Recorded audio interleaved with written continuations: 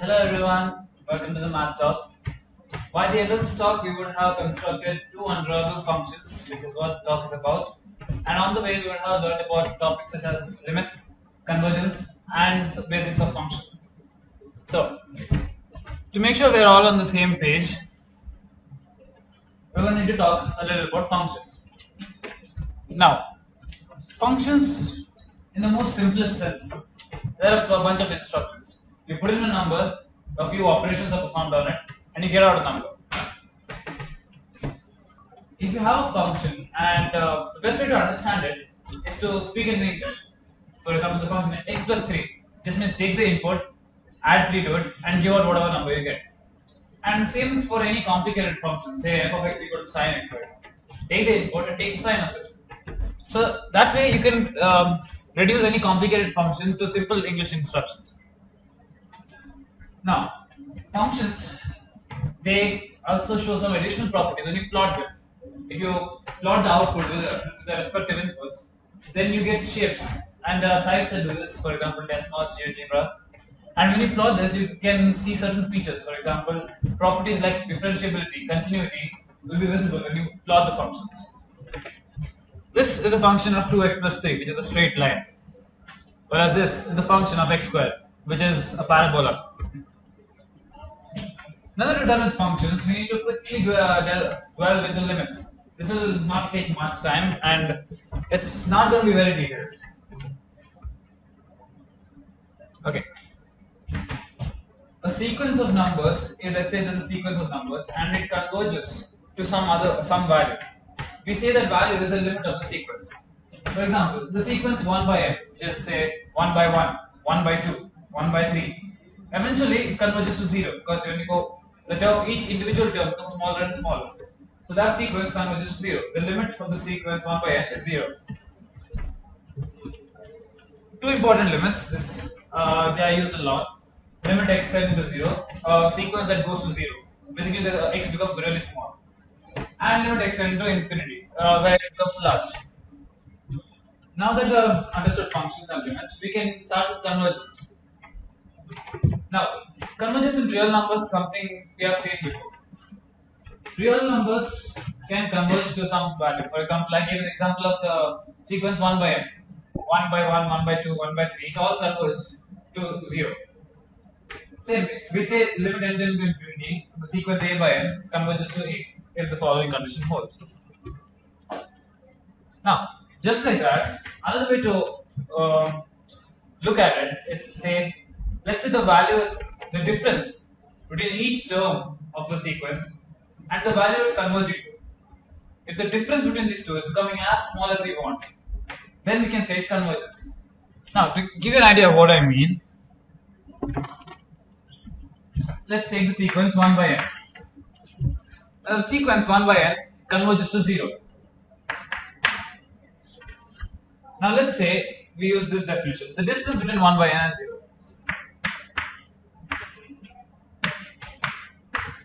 This is the symbol of distance. This is how we express distance. Basically, eventually if you take a big enough n, you won't be able to notice the difference between 1 by n and 0. For example, 1 by 100, that is 0.01. Now 0.01 and 0 are still different, but if you take a bigger value of n and make this instead of 0.01, we make it 0.001. Eventually we can get closer and closer to 0. The difference between 0.001 and 0, we can make it as small as we want. So that with that comes the idea of a cutoff. In this slide it's mentioned as C. Now the idea of a cutoff is basically it's an error margin. Even if your terms lie within the error margin, you consider that it works. For example, let's say let's pick an error margin of say I don't know 0.1. Okay. Now let's write the sequence 1 by n. There is 1 by 1, 1 by 2, 1 by 3, 1 by 4. I'll have to write more. 1 by 5, 1 by 6, 1 by 7, 1 by 8, 1 by 9, 1 by 10, 1 by 11. There will be 1 by 12, 1 by 13. Okay. Now, the value of 1 by 1 is 1, half, 0.33, 0.125. Basically, it gets closer to 0. Now, we picked our cutoff to be 0.1. So we want the difference between this each term and 0 to be less than 0.1. So let's look at the term 10, at the 10th term. The value of this function here, of this term, is 0.1. But notice the difference between 1 by 10 and 0 is 0.1. We can get 1 by 10 minus 0 is equal to 0.1. Now we said our cutoff is 0.1. So instead we pick the next term, 1 by 11. 1 by 11 is less than 0.1, isn't it? So we say 1 by 11 is closer to A. 1 by 11 is closer to 0 than 0.1. This is quite clear in your other question. Okay. So, visual way to look at this is if you plot the number, if you mark the numbers in a number line. Let's say this is an example. Let's say this is the value, the limit of the sequence. All values are converging to this. Then each term of the sequence, each individual term gets closer and closer to this value. So eventually, the distance between these two values, we can make it as small as we want. So let's pick some C. Eventually, after enough terms, if it converges, eventually all the terms will lie within this boundary C. They'll be past this marker. They lie within their margin basically.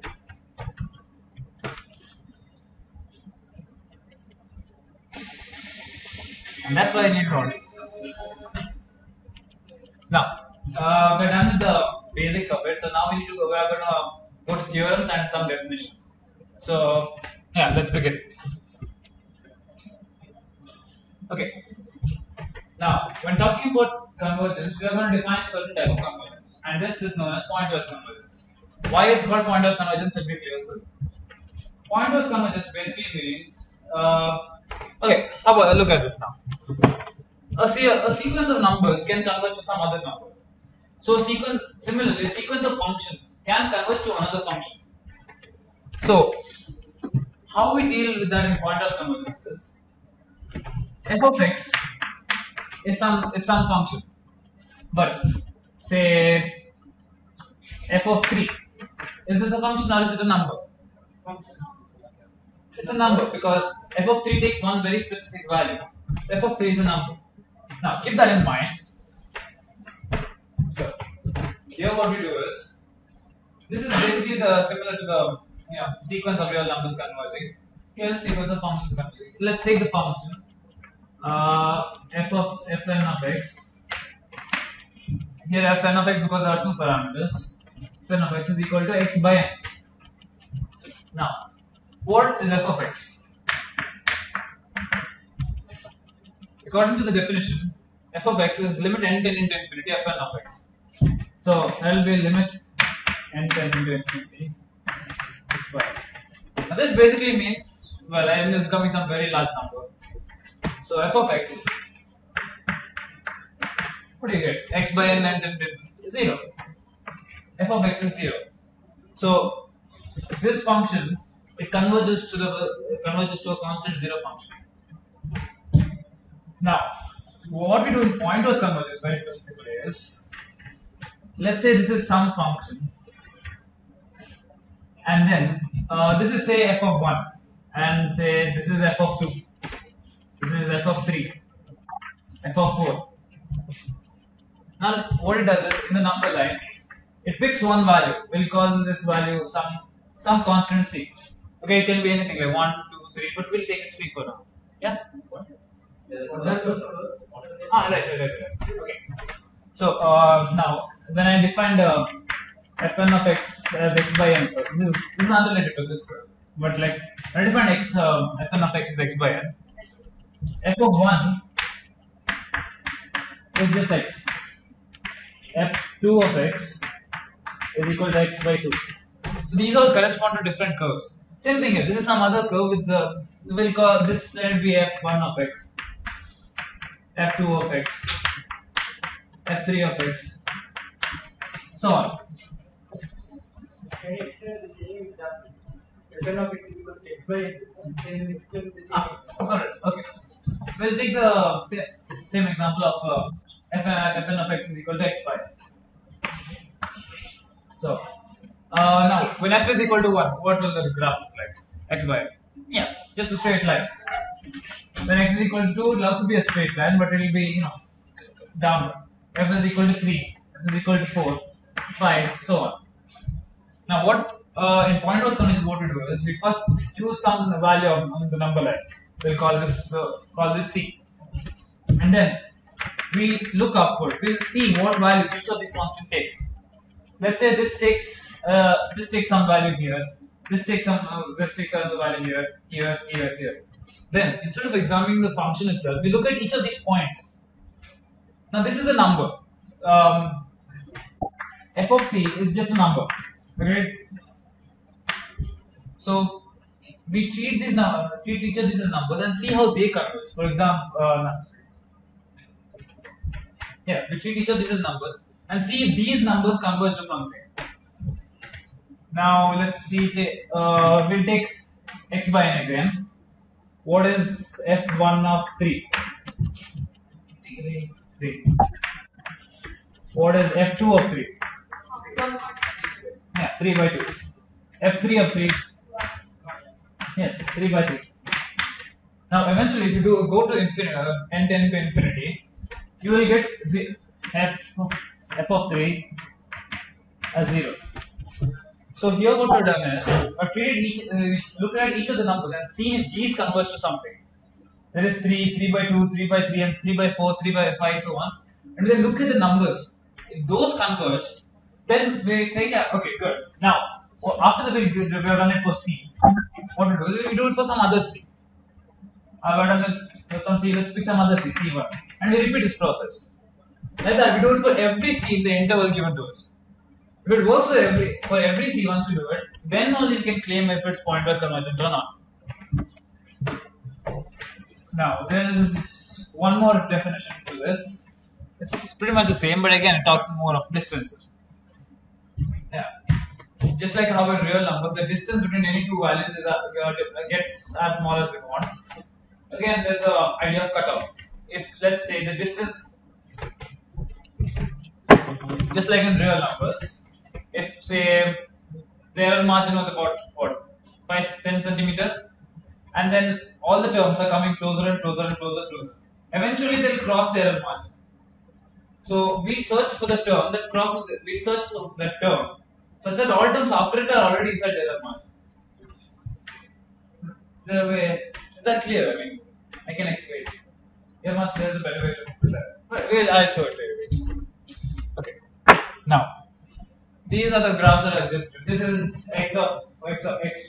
This is x by 2, x by 4, and x by 20. So let's say we pick some error margin. Okay, we'll actually take values now. Let's say our error margin is 2. Okay, and these all functions converge to 0.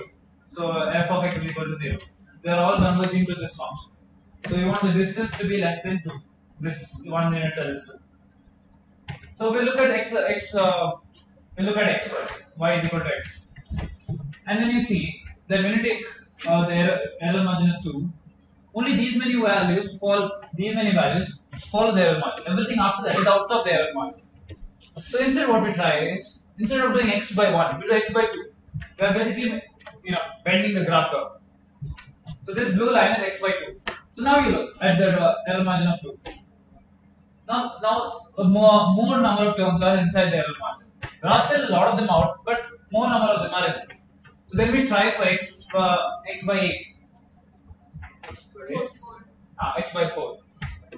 So now in x by 4, this entire range of values is inside the error margin. But again, there is a lot more of it. So what we do is, let's say your friend comes along and looks at this, and he says, "Hey, look at this. This point is not an error margin." And what you do, you just increase n, keep on bending the graph by some factor n, until it is in the error margin. But then your friend, what he does is, he points at a different point. It's a point that is much farther out, and he says that's not in the error margin. So they use increase n further, so that even that is stringed down and is brought inside the error margin. So like that, for every n, you can shrink it down, shrink it to a point where it falls in the error margin. If you can do that, then it is convergent. Let's talk about, let's take a value. let's take a value x is equal to 4. Okay. If I want it to be less than 2, I have to shrink it by a factor of 2. I have to divide it by 2. So n would have to be 2. Greater than 2, so 3. If I say n is equal to 1000, I'll have to divide it by what? 500? 500. If I can fix the value, x is equal to 2 million, my n would have to be greater than 1 million. And notice here, okay, this is going to be important for later. No matter how many terms are, no matter what value of n I pick, no matter how much I shrink this graph, this very specific graph, there will be always numbers that are outside the error margin. That's important to remember. That's because that's going to come in later. So, this is clear? Okay.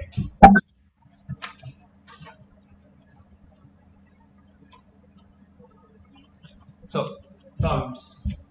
Now, the first problem is x by l when x is in the interval 0 to 1. This is important, this interval. So, take a book, try solving this. Maybe like it'll take 2 minutes. Basically, fn of x is this. Find what f of x is. Basically, limit n tending to infinity. Basically. Go on, try 2 minutes. Close. 0 and 1 are included. Dude, write something.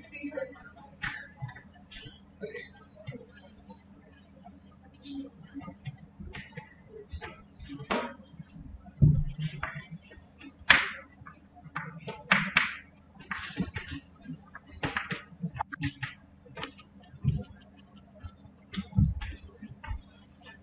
Nothing?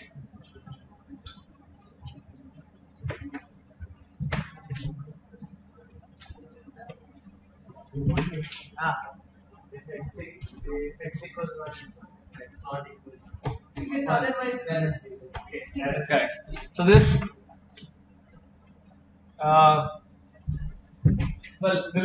answer f of x is as follows. Okay? F of x,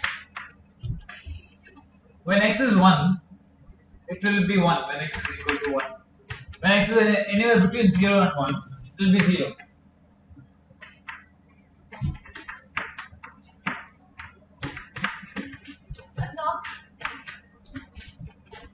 So how you get this is, let's say we'll take a value, we'll give it by example, not on rigorous report. Let's say you take x is equal to 0.5. Now, 0.5 to the power n, but whereas n goes to infinity. Now let's see, what is 0.5 to the power 1?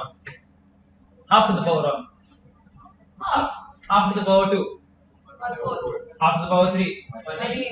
You see, it gets smaller and smaller. And turns out when it tends to infinity here, this entire thing goes to 0.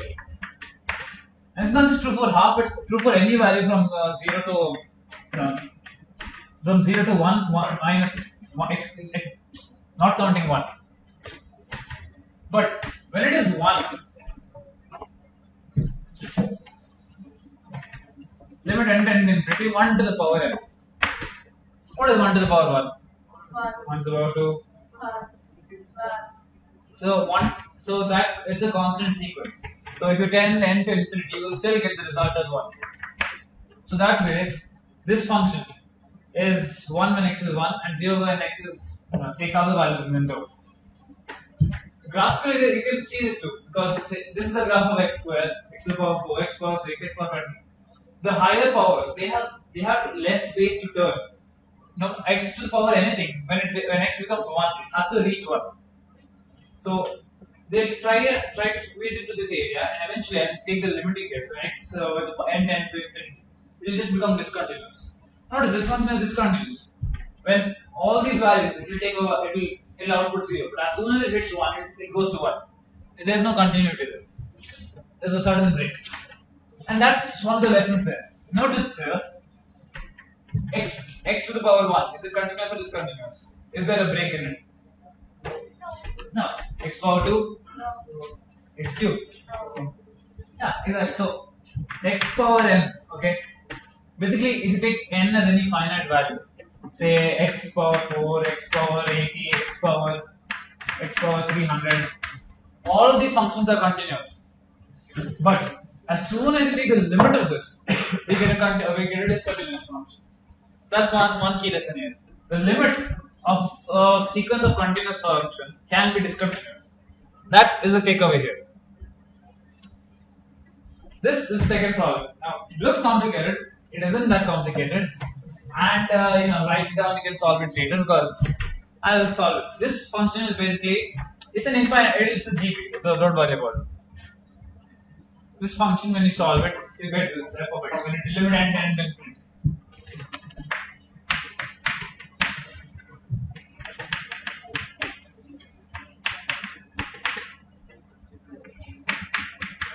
So now this function again is discontinuous because at values close to 0, this will take about it will take a value close to about greater than 1. But as soon as it hits 0, this function will go to 0. So now what the takeaway here is, look at the summation symbol. Look at each individual term. Say x to the power 1 plus x squared. Is this function continuous or discontinuous? Continuous. You can plot on this demonstrate. What about 1 plus x squared whole square? Is it continuous? Yep. Yeah. Same thing here. Each individual term of the summation, when you add x square, when I is 1, I is 0, when I is 1, 2, 3, each individual terms of the series is continuous. But when you add them all, you are getting a discontinuous function. So that is another takeaway. The sum of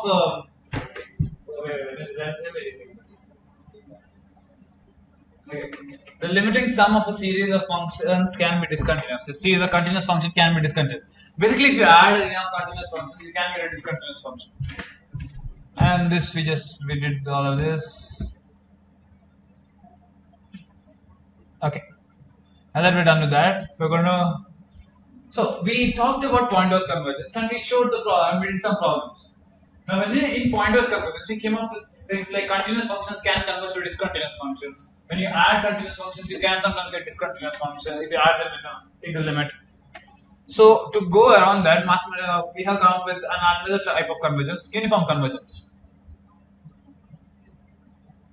That's the definition of pointwise convergence, and the bottom one is uniform convergence. It looks almost similar, okay, that's the thing, but there's one key change. Here, for every x in I, and for every x, and for every, see the error margin, for every x and for every error margin, we can find an n, we can show that the error exists. Now, remember going back to the example of x by n. If I choose n is say 10, I'll have to shrink it by 5 times if my error margin is 2. If my error margin was 1, I'll have to shrink it by 10 times. If my error margin is 0.1, I'll have to shrink it by 100 times. So clearly, the n that you pick, by how much you shrink it, that depends on the error margin. But it also depends on which value of x we take. For example, let's say the error margin is 1. If I took x is equal to 100, I'll have to shrink it by a factor of 100. If I pick x is 1000, I have to shrink it by a factor of 1000. So there, the error margin, the n, it depends both on the cutoff that we chose, or on the n depends both on the error margin and on the value of x. So in uniform convergence, that does not happen. But in uniform convergence, you can come up with an n. Well, you just have to show that there was some n exists, such that it only depends on the error margin.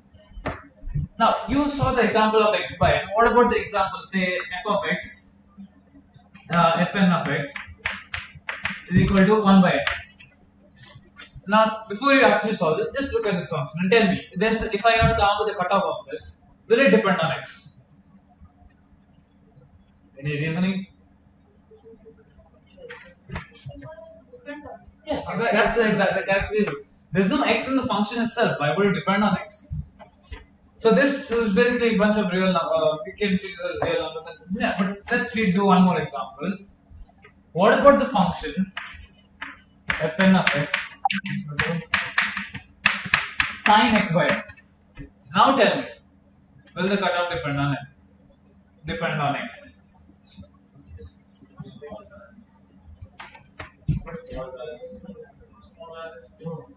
Sin x is constant. So now here, I'm going to tell you something I should have told you before. Remember how I told you a bunch of in real numbers, so there's 1 by 1, 1 by 2, 1 by 3, so on. There's 1 by 10, 1 by 11, 1 by 12. Now I want this, I want the difference between this and 0 to be less than 0.19, for example. So I start with f1 by 11, and notice all terms after this are also less than 0.1. So here, this was the n that we chose. But instead, that's our n. There is no such condition that has to be the minimum. So I say let my n instead be 1 by 12.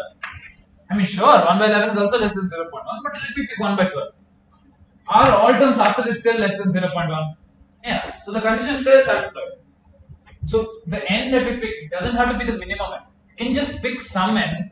You just have to show that there is an n, such that this condition holds. So back to the example of sine xy. Okay. One key observation to make here is this is always less than 1 by n. Agreed? So let's say you came up with a cutoff of 1 by n. Yeah. If 1 by n is less than an error margin, will sin x by n be less than error margin? Yeah, because that's less than that. So, yeah, okay. So let's say you have an error margin of, I don't know, how much do you want? 0.1 again? Yeah. You have an error margin of 0.1. You want 1 by n to be less than 0.1. What n do you choose? What's the value of n? At some n. 11. Yeah, 11. You choose n is to be 11. Now, it can be greater than 11 too. It can be 13, 14. Basically, it has to be 11 or more than 11. So now, is sin x by 11 less than 0.1? Yes. And does it matter what value of x? No. No. So exactly. Here the cutoff, we didn't even look at x. We put x later. We chose n without even thinking of x. Our n doesn't depend on x at all. So that is uniform convergence, where the n that we choose doesn't depend on x. It works for every x. For every value of x here, this will always be less than 0.1. That's where uniform convergence comes. Now, one more way to look at it is, let's say, in terms of distance. Let's say there is some function here, okay, and this is known as the epsilon band or something. Okay. Basically, let's say this is our error margin. Okay. See, you construct a small band around this. Okay, and then you see the individual terms of the function, f1 of x and 2 of x. If all your functions fall within this band, eventually, if all the terms fall within this band, okay, if let's say this function is f of x, and this individual function is from f1. If you can come up with a band like this, where no matter the value of x, the distance between this function and this is less than whatever the error margin is, then it's also uniformly convergent. Because notice here that this distance is always less than the error margin. So this condition is always satisfied, no matter which value of x. So that is basically the band definition. Is it clear? Other questions? For the previous one, we have sin x by n as an example. Yeah. But what if that is because sin x is bounded to 0? What if there's something like x square or something, x square by n? Okay, good idea. Let's say you have a function something like x square by n. Okay, x square by n. Fn of x is x square by n. What is f of x here? Like limit n tends to infinity. 0. When n becomes some very large number, f of x is 0. Okay, so we will just establishing that. Now, how do we show that this is not uniformly convergent? And this is pointless convergence. We just showed it converges to 0. How do you show it's not uniformly convergent? Well, let's say for uniformly convergent, you need a point. You need some n that doesn't depend on x. So let's say there exists an n. We'll prove by contradiction. We'll prove it by contradiction. Let's say there is some n, okay, and then you write. So basically, we are given some error margin, and x is up to us because it should not depend on x. Let's say so fn of x. No. So x square by n is less than c. Okay. I mean, technically it's by 0 and mod, but ignore that one. Now, is this true for according to uniformly convergent? This must be true regardless of which value of x. What if then I pick? What if I pick x square is equal to n plus 1? So, how about this? Pick x square is equal to n square. Then this value of function, this will be n. Yeah, sorry. Yeah, n less than c. You will get n less than c, and this is not always hold. This is not always hold. Or a more better way to always show that is better. Put yeah, okay. Put x square is equal to n 1 plus 3. When you put x square is equal to 1 plus 3, this entire thing, it reduces to n 1 plus 3 divided by n less than c. So 1 plus c is less than c. This is a contradiction, isn't it? So that way you can show that this is not uniformly convergent, because if you give me some n, I can always pick an x that for which this n doesn't work. So that's how you show something is not uniformly convergent. Any more questions? Okay. Right. So using the same techniques that we did, check if x by n is uniformly convergent. Why not? You can do the same thing. Alright. Okay. What about e power minus x squared? Is that uniformly convergent? To give you a quick, just as a hint, this is the graph of e power minus x squared, the bell curve. Uniformly convergent. Why? So? Yeah, the cutoff, exactly. The cutoff doesn't depend on it, because look at the top value here. You're right, Achinta, it's bounded to. The top value, if we can find some n that brings the top value of n down to our cutoff, then every value after it also will be brought down. If we shrink this graph enough, then every other value will also be brought down. So yes, e power minus x square is uniformly convergent, but x by n is not.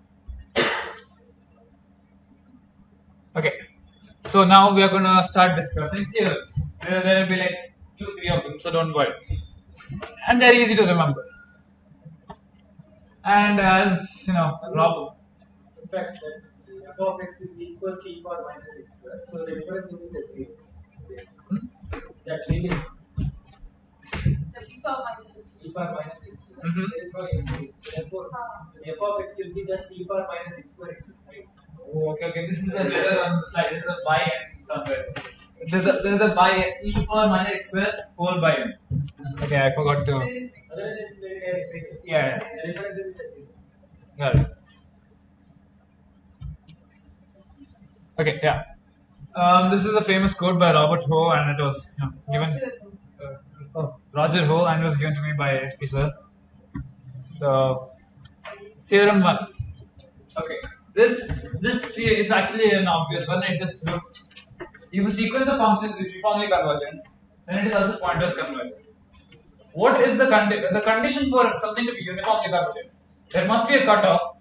There must be some n, and it should not depend on x. Right? What's the condition for pointers convergence? Can depend on x. There should be a cutoff. There should be some n. That's the only thing that's a cutoff. In uniformly convergent, you need a cutoff that doesn't you need an n that doesn't depend on x. For pointers convergence, you just need an n. So if you already have some n that doesn't depend on x, do you have an n? Yeah. This is kind of obvious. Okay. This, it looks complicated, but it is kind of the reasons why what I said about the bounded thing. If you have a function, okay, you have some function. It's bounded. It has some minimum and upper bound and lower bound that it won't cross. It won't, for example, it won't exceed 1. Sin x, for example. Sin x doesn't exceed 1 and it doesn't go below minus 1. So mod sin x is always less than 1, less than equal to 1. So if there's a function that's bounded, and you remember each function will have its respective bound. Okay. For example, sine x by 1 will be less than 1. Sine x by 2 will be less than half the absolute value. So now that we're done, what this theorem states is, if the bound, the maximum value converges uniformly, if mn converges, m is some number, okay, it's just some number. When you take summation, if this results in a finite value, then summation fn of x, this will converge uniformly. So tell me, is summation sine x by n goes from 1 to infinity, does this uniformly converge? Sine x by n goes as the infinite summation. Why? Because It's bound. Yes. Yeah, good. So, wait. How is this bounded? I mean, how does this converge? Summation of one Well, you're right, Shimon. Okay. What about now? No, wait. Now. It will work? Okay. So, that time you won't be able to tell anything, because if it was n, then you would. It won't be uniformly converged.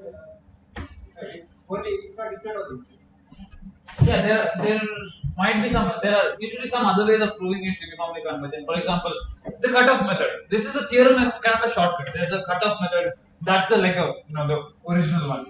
That's what it's supposed to do. If you can find a cutoff that doesn't depend on x, yeah. So let's look at sine x power 2n. Now, sine x by 2 power n will always be less. The modulus will always be less than 1 by 2 power n. Agreed? So we take the summation. Summation of 1 by 2 power n is equal to, from n goes from 1 to infinity. 2. Okay, 1. This is true. So this is basically 1 by 2 plus 1 by 4 plus 1 by 8 and so on. it goes to 1. Yeah, it goes to 1. So this thing converges. We got this thing converges. This results in a finite value sum. So this uniformly converges. That's how this is useful, because it helps us to prove if some functions are uniformly convergent or not. That's doing the whole cutoff thing. Yeah. If it is summation sin x by n, then it's not a function at all, except for where sin x is given. It goes to infinity. Sin x by n, summation sin x by n. Say you take x is equals to say pi by 2, then it's not pi. You take it as pi by 2. Then also it goes to infinity. All other values will go to infinity except x is equal to sin x is equal to 0. Yeah. So it will be a discontinuous it function. won't be a function. Yeah. It won't exist. It's the converse of theorem. Converse? It's the converse of this one. Like if that converges uniformly, with the sum converges. It must be bound. No, just tell me what you mean. If Basically, this says that the summation of mn, if it converges, then fn converges uniformly. It's the converse also. If fn converges uniformly, summation of mn converges. That is the theorem. so basically, if you are given this, can you include this? No. Yeah, if you are given that converge is uniform, can you say it's bounded? Yeah.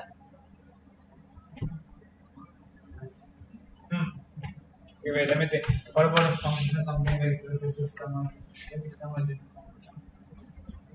it's not. Well, can I write the question proper?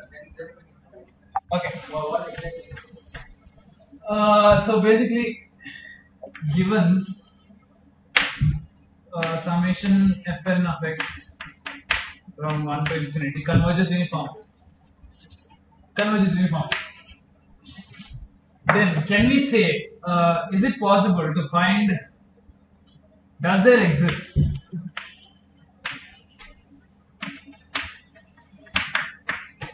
m of n such that mod fn of x is less than m of given this, can we find this? Basically, right? Okay. Ha. Now, the only way to know this for sure is to actually, take the hard. But by guessing, I think maybe. What about functions that go to?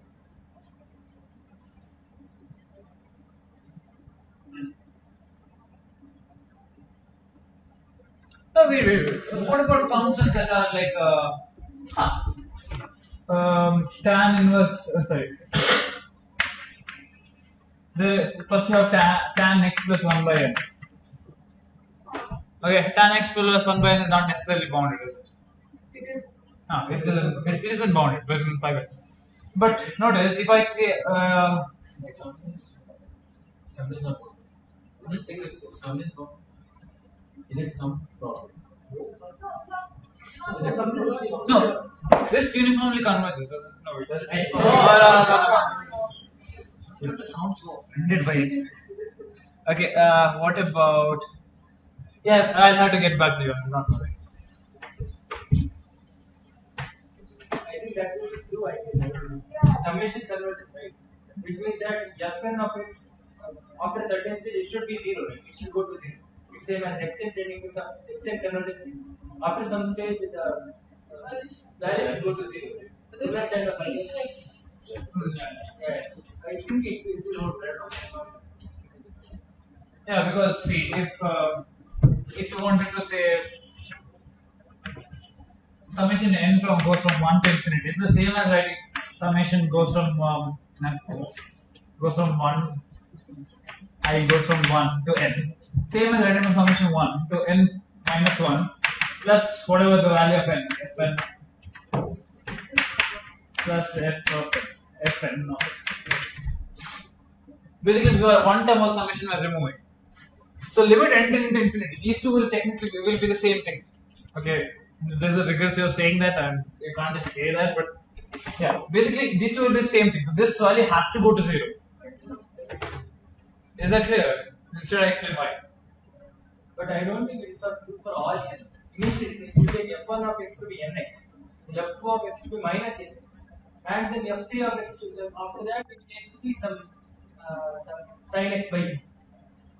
Then fn of x it is not converted, right? If f1 of x is not less than or equals to 1, then getting my point. You take f1 right. You take f1 of x to be nx, f2 of x minus nx. After that, fn of x define as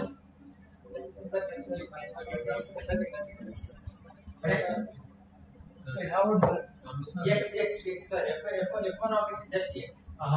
F2 of x is Minus X. minus x, correct. And then after that, f3 of x. It will be sin x by n. Fn of x is sin x by n for n greater than or equal to 2.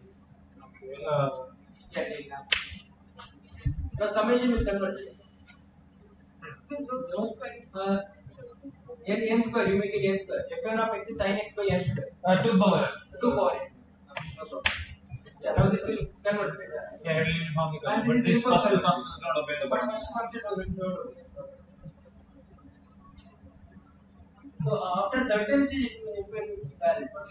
Mod of fn of x less than or equal to 1. But it's not true for all n type.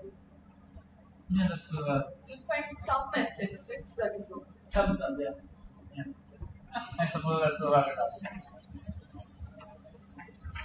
So that answers your question.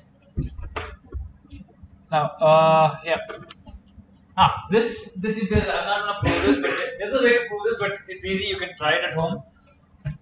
Basically, uniform convergence sequence of something converges to continuous. Basically, if you add continuous functions, you will get continuous functions. And if you take the if you take the limit of a continuous function, you also get a continuous function. Now, x by n into the limit. X by n is continuous, but when you do the limit, it is discontinuous, so it doesn't do. Same thing over here. About the opposite over here. Here, if a function is uniformly convergent, as the sequence of functions are uniformly convergent, then the limit will also be a continuous function if the individual terms are continuous. Basically, continuous functions will uniformly converge to a continuous function. That's basically what the theorem says. We're going to be using this property next, so because this entire talk was about constructing undrawable functions. That's important for that. Okay. Yes. So now is the part where we actually make the function the undrawable part. We have all the tools we need. We're going to be making two undrawable functions, and the first undrawable function is a simpler one. Okay, it's a function that's not continuous anywhere. Any point that you pick is completely isolated from every other point. It's nowhere continuous. The second function is supposed to be 2 here. The second function, it is continuous everywhere, but it's not differentiable anywhere. Basically, there's no finite slope. Differentiability, neither we call differentiability. Yeah. So differentiability means basically if there's some sharp sharp points in the function. So then these points are non-differentiable points. There is no finite slope that exists here. So the second function is a function that's continuous everywhere, but at every point it is so infinite. It is so it's so giant that it's not. We can't find slope at any point. First undrawable function. This is the function you have seen before. This function, okay, it looks simple. Basically, what this function does is, if x is rational, it will output 1. If x is irrational, it will output 0. So f of 5 is 1, but f of say root 5 is 0. And go on. If you can, try plotting it. What would it even look like? Any ideas? I mean, You can't plot it. yeah, that's the whole point of it being undrawable. But yeah. And what you can take a paper, try to plot one point. Let's say I put this is 5. Then you ask, if the next point is it going to be 1 or going to be minus 1? 0. Why? Oh, sorry. Is it going to be 1 or 0? You can't say is it rational or irrational. Yeah. Because you see the way to you can see it is, let's say I took this and took a small distance, say 0.1. Okay. Let's say this was 5. This is 4.9. 4.9 is rational, right? Yeah. So this will be 1 here. But then instead of going by 0.1, I'll go by 0.1 by root 2. So somewhere here. This is irrational, isn't it? So 5 minus 0.1. So this will be 0. But then I took, instead of 5, I do root 2, basically 2. So I go closer and closer to this. Every time I'll be fluctuating from rational, irrational, rational, irrational, and that way basically can't draw it. The drawing of this function doesn't exist. But this is a piecewise function. I mean, I haven't told you how to construct this function. I just told you let's define this that way. We're not going to do that. We're actually going to find out the function. Especially read this right answer for us. Obviously going to do it. Okay, so fn of x is that thing. Now forget this for a while. Forget fn of x. Just look at the inside part. There's a limit m factorial. Limit m tends to infinity m factorial. So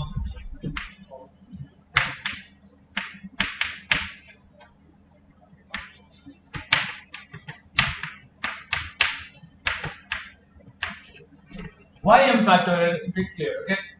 Now, let's say x is rational, okay? X is rational, will take cases. Let's say x is rational. What's the definition of rational number? Yeah, it can be written in the form p by q, where p and q are co-prime integers. Integers, that's the part we need. Co-prime not equals. That's important. No, I'm not joking. I know that, but Yeah. it's such a pettiness. Okay, fine. Q not equal to 0. That's the definition of rational number. When you do m factorial into x, so there will be p by q into m factorial. Now, you know factorial result. Yeah, so m factorial will, let's say when you expand it, it will be m into m minus 1 m minus 2, so on, until it comes to 2 into 1. So now the thing is, when you take m factorial to m tend to infinity, somewhere here along this when we multiply, somewhere here there will be a q. Yeah. So somewhere there will be m into something and something into q into something like that. 2 into 1. That q here will cancel with this q. Okay, because cancel. So x will then be a pure integer. Agreed. Tell me if you don't agree with this. Yeah. Not x that's the integer, it's the thing that's the integer. X into m factorial will be an integer. Basically. So m factorial into x will be some integer. Yeah, I is an integer. Now think about cos. There's a pi here. Okay. When you cos of pi into some integer. No, one Is plus minus 1. Okay. Cos of pi into some integer will give you plus or minus 1. So this entire thing here is either plus or minus 1 when x is rational. Okay. Yeah. This entire thing here is plus or minus 1. When you raise it to the power 2n is an even number, so it will always be 1. It will basically be 1 to the power n, because minus 1 to the power 2n is the same as minus 1 square to the power n, which is 1. So it will be 1 to the power n. Okay. So fn of x is 1 to the power n. What is f of x? Limit n to infinity 1 power n. F of x is 1. So when x is rational, f of x is 1. Let's take the case where x is irrational. And x is irrational means it cannot be expressed in the form p by q. So when that happens, m factorial into x, this will not give you an integer. If you want me to explain more by it, let's give an integer. I just like a proof for this because no, just because I say it can't be expressed by q by q, what makes you think it is an integer itself? Okay, do it. Okay. Let's say this again by contrary. Let's say m factorial into x is some integer q. Okay. So that means that means x is q by m factorial. But it's not possible. This is not possible. Exactly. This is an integer. This is an integer. I don't know why somebody says why. Okay, either way. So when x is irrational, the m factorial into x will give you something that's not an integer. So when you do cos pi into something that's not an integer, you will get any value that's somewhere between minus 1 to 1. When you raise it to the power 2n, it will be some value from 0 to 1.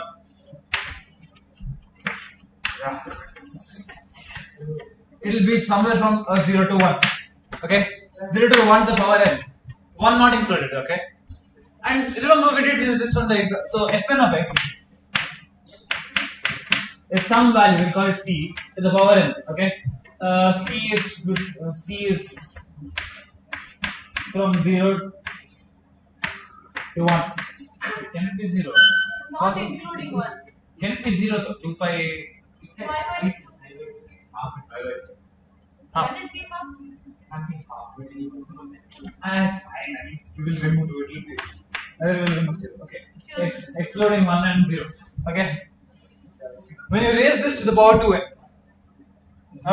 When you raise to the power n, and when you take limit n into infinity. This is the same example that we did before. X to the power n. So if this is c is something like 0.9 to the power 10000, we get about 0. So that's how we prove that when x is irrational, this will give a value that's 0. Questions? Okay, next function. So this is a more intricate and according to me more better looking function.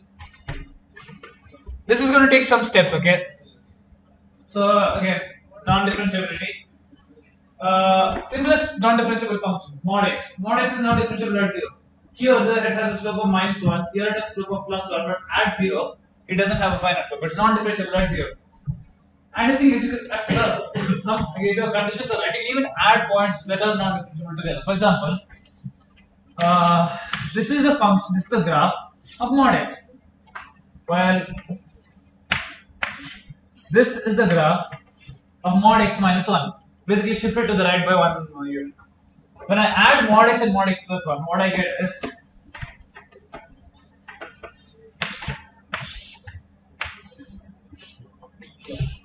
I get this. Each of these will have a slope of 2. And here I will have 2 points of non-differentiability.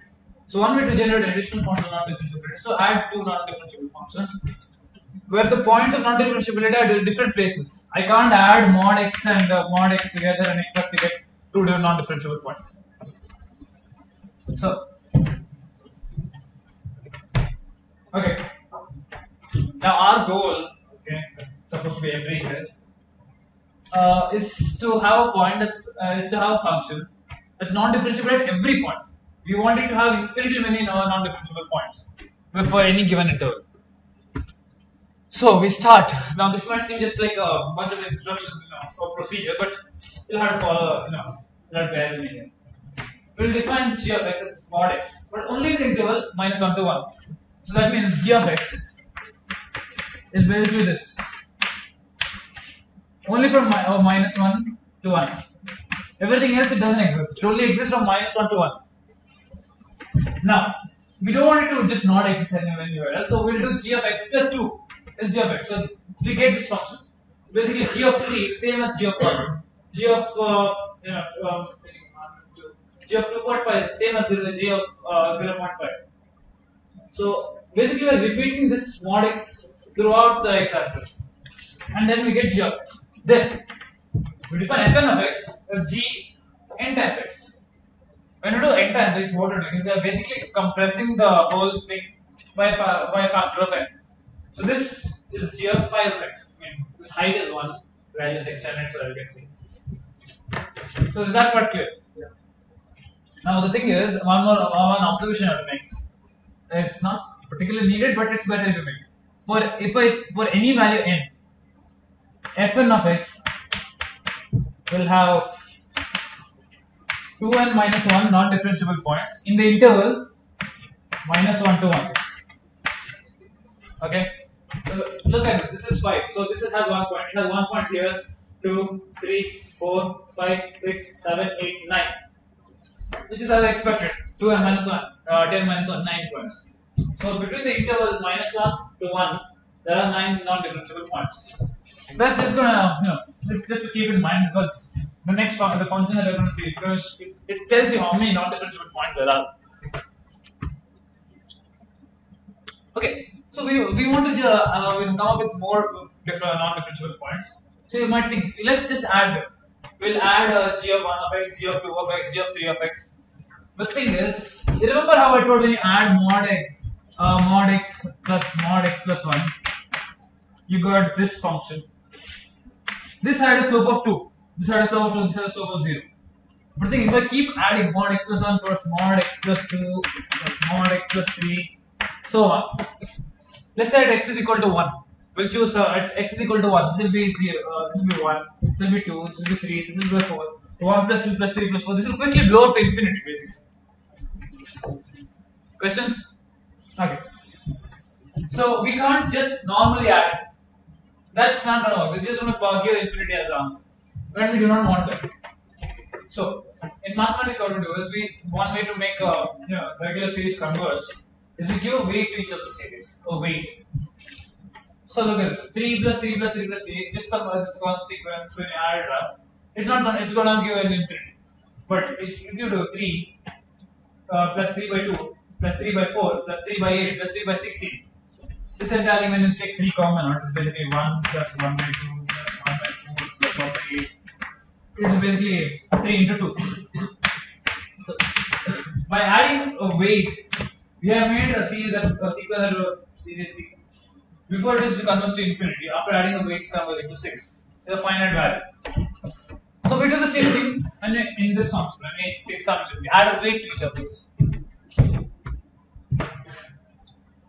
This is the undrawable function. Phi of x is just notation, but this is the part you are supposed to look at. And I don't know why about y is 4 power n, y 1 by 2 power n can understand, but 4 power n is a necessity for the proof. When we prove that this is we are not going to do it now, but in a formal proof of why x is not differentiable very well, your 4 power n helps a lot. So you have that function, okay, and now what you do is show that it's finite. You want to give a guess on how you do it?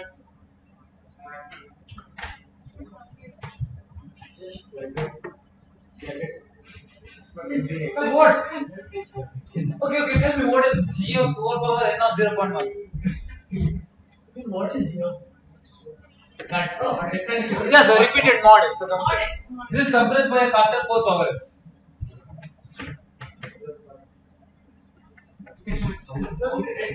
Exactly, yes. Yes.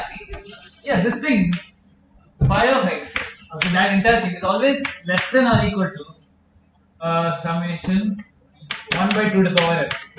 Because this entire thing, g of 4 power n of x, is always less than or equal to 1. It doesn't exist on it, it's bounded. And it's not going to be negative because it's a mod function. So, like repeated mod, it's always positive and it's less than 1. Do you disagree? Anybody? So when you take this function will be less than the 1 by 2 to the power n summation. That means this entire function will be less than 1. From 1 to infinity, that's basically 1. Oh, any x. For any value of x, this can result what? Let's look at the function of g power 4 g. Yeah, this. So I just extended the y-axis a bit. This is 0, this is 1. The height of this is just still 1. Okay. Look, when you do g of n of x, you are basically shrinking it this way. The height remains the same. So this function g of x will not exceed 1. Because that's how we define it. G of x. So mod x from -1 to 1. So the height at maximum will take a value of 1. So when you compress it, even this will retain its features. It will never be negative. And it will never exceed 1. Is that clear?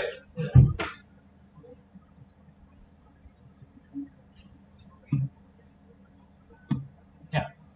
So since this is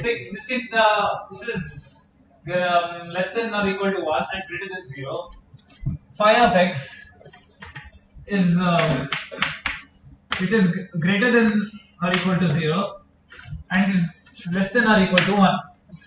It's finite basically. Now we need to show that it's uniformly convergent. How will you do that? Theorems, remember theorems? They're like bounded. That's it, done. The answer to everything else is bounded. Okay, so we had a theorem, right? If f mod fn of x is less than n, then this converges uniformly if this converges at all. So phi of x is less than 1. Less than 1 by 2 power n. Phi basically is 1 to n and 1 by 2 power n 0 power n. Yeah, I know. Yeah, you can't write that. Okay, height. This function is less than or equal to 1 by 2 power n. And so summation 1 by 2 power n, it converges, doesn't it? So that means that from that we can conclude that this summation. Wait. Okay. Huh? Return is this. Yeah. So sorry. Okay, so 1 by 2 power n g of 4 n x. This is less than 1 by 2 power n. Okay? Yeah. So since the summation of this gives you 1, it converges. The summation of this uniformly converges. That's how you prove it's uniformly converges. Other questions? Is it not clear? Anything? Okay. So we have proved it's uniformly convergent. Since it's uniformly convergent, how do you show it's continuous? Okay, yeah, theorems. From that we can conclude that it's convergent. Sorry. From that we can conclude that it's continuous because each individual function is also continuous. Because notice, what we have done is basically shrink the mod function, but the mod function is a continuous function. So g of 4 power n x is also continuous. So this thing is continuous. This is supposed to be non-differentiable everywhere, okay? Yeah. Okay. Yeah, I made the PPT today morning, so don't judge. So yeah. Now to prove that it's non-differentiable everywhere, I think that part should be. Yeah, you are something basically stuffing more and more points. When you take n is equal to 1, it will have 4, 8. When n is equal to 1, 4 power n g of 4 power 1 of x. How many non-differentiable points will this have in the interval -1 to 1? 4 minus 2 power 2 over 4. Where did you get 2 over 4? Wait, that was 2, okay. 2n minus 1. Okay, right. Okay, so this will be 2 into 4 minus 1 into 4. Remember. So that will be 9. What about g to the power 4 square of it? 2 into 4 minus 1 is 9. Someone was